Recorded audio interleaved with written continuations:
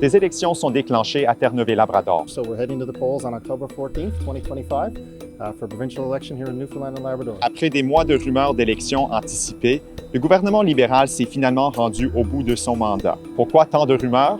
En 2 mots, Churchill Falls.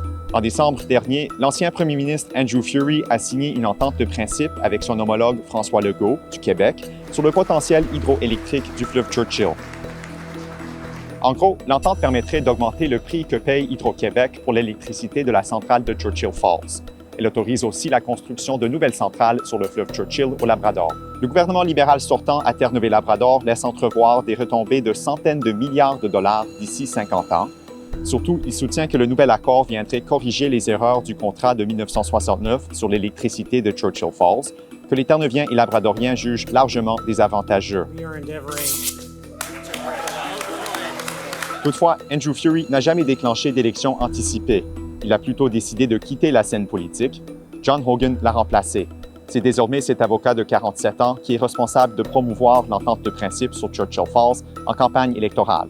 Son objectif est clair, faire de Churchill Falls la question clé du scrutin.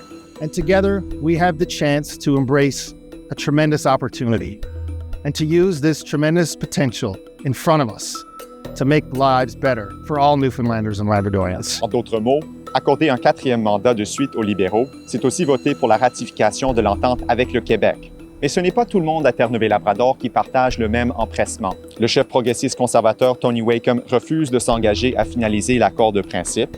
Il doute que sa province profite au maximum de sa richesse hydroélectrique. On my watch as Premier, I will not rubber stamp a bad deal that sends the benefits of our resources to Quebec for another 50 years. Tony Wakeham réclame une analyse indépendante. Il promet aussi de tenir un référendum sur l'entente finale si son parti est élu le 14 octobre. Le chef néo-démocrate Jim Dinn ne va pas aussi loin, mais il s'inquiète de la politisation du dossier. To turn this into an election issue right now is so wrong. Les Terre-Neuviens et Labradoriens ont entre leurs mains non seulement le choix de leur prochain gouvernement, mais aussi de l'avenir de Churchill Falls.